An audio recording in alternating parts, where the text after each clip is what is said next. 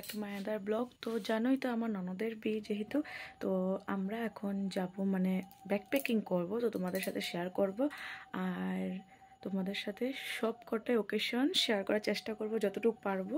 কারণ জানো তো বেবি ছোট, তো বিয়ে বাড়ি গেলে ওকে একটু ধ্যান রাখতে হবে, অনেকগুলো মানুষও আসবে, কারণ রিশা তো সবার সাথে আবার মানে অ্যাডজাস্ট হতে একটু সময় লাগে, তো তার জন্য তো দেখা যাক যতটুকুই পারি তোমাদের সাথে আমি শেয়ার করব। আর তার আগে আমাদের কিন্তু একটা বিয়ে আছে, সেই বিয়েটারও ভিডিও তোমাদের সাথে শেয়ার করে দেব।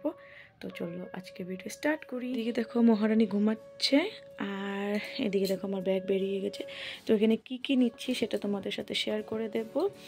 তো চলো, আর অ্যাকচুয়ালি ট্রলি নেওয়ার কথা ছিল, এটাও একটা ছোট ট্রলি, বাট বুঝে পাচ্ছি না কি নিব না নিব, কারণ তো জানোই বাচ্চার জিনিস নিতেই ব্যাগটা ভরে যাবে। তো তাও দেখি কি নেওয়া যাক, তারপরে আরেকটা ব্যাগ না হলে নিয়ে নেব। দেখো প্রায় 10:30 বেজে গেছে আর আমি প্যাকিং করছি, প্যাকিং করে তারপরে ঘুমিয়ে পড়বো।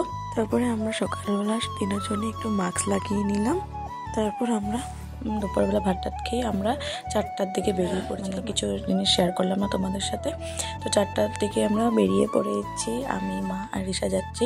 গাড়ি এসে পড়েছে আমাদের, তো প্যাকিংপত্র নিয়ে আমরা এবার যাচ্ছি মানে বিয়ে বাড়ি।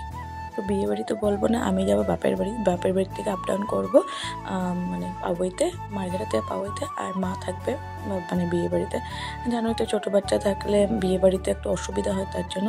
এরপর দমদমা এসে দেখো রিশার পাপা রিশাকে মোজা একটা কিনে দিল, কারণ মানে রিশার মোজা আছে এরকম নেই যে নাই, তো নতুন নতুন কয়েকটা মোজা কিনে দিল। আর মেয়ের সাথে পাপা লাস্ট দেখা তো করতেই হবে, তাই মেয়েকে বাই দেওয়ার জন্য এসে পড়েছে। তো দেখো ওকে মানে বাই দিচ্ছে, আর ওর পাপার মুখটা দেখতে পাচ্ছ মানে একটু স্যাড হয়ে গেছে।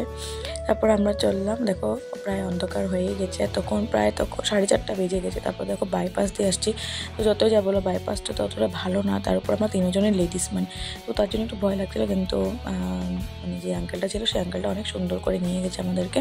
তারপর পেট্রোল পাম্পে দাঁড়িয়ে পেট্রোলও নিয়ে নিলাম। এ দেখো ডিগবইতে আমরা ঢুকিয়ে পড়েছি, যে মানে বাইপাস এসে টিংরায় পেয়ে গেছে, তখন একটু মনটা শান্তি লাগছিলো, কারণ যত যা বলো বাইপাসটা অনেকটা খারাপই, সবসময় খারাপ, তাহলে দিনের বেলা গেলে মানে বেশি ভালো হন।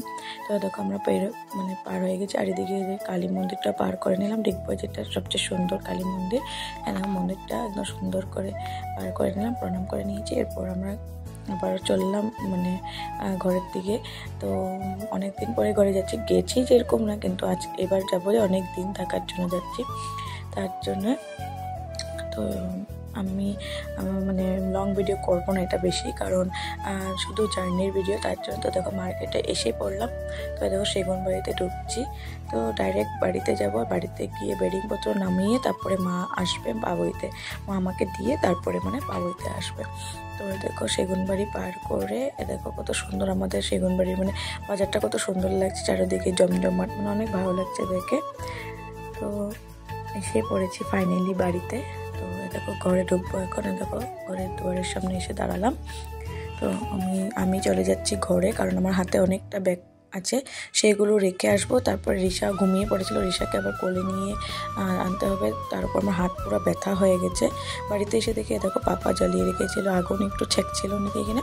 তারপরে দেখো ঘর টোর একদম মানে একদম সাফা করে রেখেছে মা, সুন্দর করে নিট অ্যান্ড ক্লিন। তো দেখো প্রায় তখন 6টা বাজে।